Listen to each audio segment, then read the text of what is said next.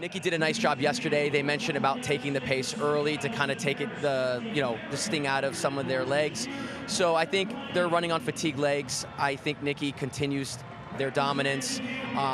Jess Hull also is extremely strong, comes from the 3K, 5K, will be up there as well.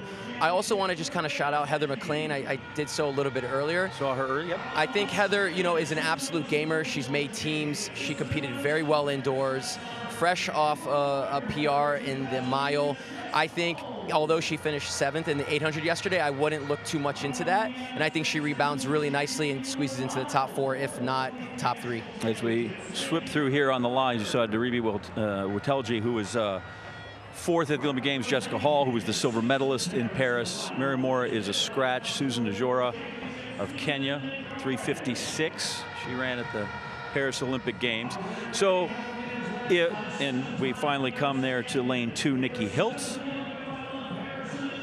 And I want to lay out here when they introduce Matoya Gul-Toppin, who is from Jamaica, national record holder at 800 meters, and they like her.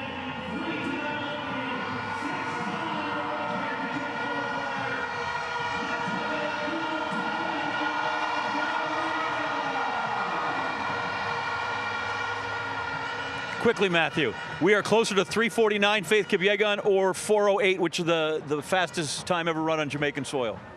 3:49. No. No, kidding. Absolutely not. All right, Steve Cram, 1500, knows his way up top. Who fancies taking this on? Will anybody want to take it on? Would be a brave, brave athlete who goes to the front right from the beginning. But I do think they are all in such great shape, running well.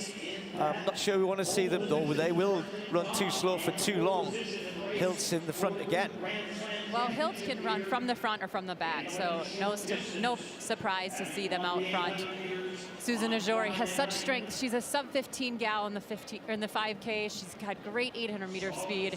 She's running so well in the 1500. Last year, I spoke to her before she went over to Kenya for the Olympic trials, and it was just clicking. Everything is clicking for her, and I really think you should keep your eye on her. She's in those navy shorts with the striped top there in the middle. But Jess Hull, after yesterday, she kind of just came out and she just said, I have been doing so well in my training. She's been based in Phoenix, Arizona, in the States for a little bit, running in that heat. She said the track feels good, the atmosphere feels good, and she was ready to come out here and to run in her event. This is her event. She's the fastest in the field with that 3:50 PR. Well, Jess had enough after that very slow first 300 meters and has got this race moving, and I think that suits her better. You can almost see with her stride as well. I don't know if you're looking when they're running slow. She's got that lovely flowing action, and also she works hard to run hard. She likes it. All of her races, she's going to give 100%. Of course, all athletes do, but she's at her best when it's full on. So perhaps no surprise. She was hoping somebody else might take it on, but it's Jess Hull, the Australian, who incidentally will be getting on a flight, I think, later tonight to head back to Australia for the Australian Championships. Yeah. So she has to qualify for the Worlds later this year, despite all of her exploits last season. So they come through with 2 to go, just outside 2 minutes. Well, with Teji there in second place, she is the athlete that has such a long list of accolades at the age of 22. She has been so good for so long already, but she's still young. But she is really kind of finding herself in that position that she likes. She's coming off of that silver medal from the World Indoor Championships, where she finished second to the great Zagai. So, I mean, this is just an athlete that I think we all need to know and really watch run, because if you let her stay in the race, I'm talking about Daribi Watelji there in second. She is a threat in that final 150 and 200 meters. Yeah, she does tend to follow Zagai a lot. I think that's probably what put paid to her chances perhaps at the Olympic Games as well. But nonetheless, as you mentioned, she was quite a way behind her teammate in those World Indoors, but it was a very strong run, and she'll be the better for that it was as hard as that. Just threw in a 65 on the previous lap, and is trying to make this hard heading into the bell. Only got rid of one there, not surprising that Gul-Toppin can't stay with this, but at the bell, the other 6 have all got chances. Well, Hall looking good here. I mean, she just ran 158 yesterday. Is that speed? Is that race in her legs still? It doesn't look like it. And this is what she needs to do, draw out the kick from the others behind her. Hull's just got to commit now. She's got to keep the pressure on. Hiltz is just starting to make a move. McLean is there looking for the bit of room down the back straight there, but it's Welteji who comes onto the shoulder of the Australian. Jess Hull decides she wants to hold the curb, holds her off, uses a bit of energy, but needs to keep something because Welteji looks comfortable. And Jory moving through nicely as well. Nikki Hiltz a couple of meters adrift, but here the American just closing up to make sure she can try and attack in the home straight. Or they can attack in the home straight. Now we've got Welteji. Jess Hull's perhaps got another gear to go in the home straight. Welteji pulls out. There's a gap on the inside, but nobody is going to fill it. It's going to be Welteji with a Jory moving through for second place.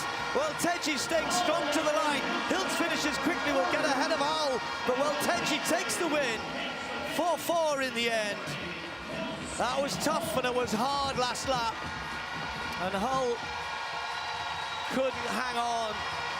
Was the one who was brave enough to take the pace out, perhaps paid for that in the end. But Welteji was always looking comfortable, always looking good, always looked as though when we got to the latter stages would be able to find something a little bit extra, and she did exactly that. And she will end up as the Slam champion.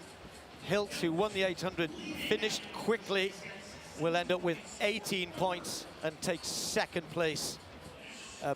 Budapest in 23, and you just sometimes wonder. I think she's getting her racecraft much better. I sometimes think she gets overshadowed when the likes of Sigai are in the race, and you know, she did it perfectly today. Didn't have to do much except follow Jess and then make the move, but she did it beautifully. Yeah, and I really liked how Ijori ran today. She just sat where she needed to be, and she really put it all in. That last 50, she stayed awake, and she kept the pressure on to finish second. That's a big run for her. And a good payday puts her into third overall. Let's not ignore that.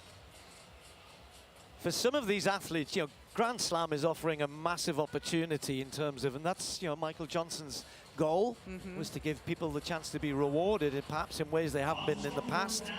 So for Welteji, confirmation of the result of the women's 1500 race 2 in the short distance. Welteji coming out on top, 4:4:51.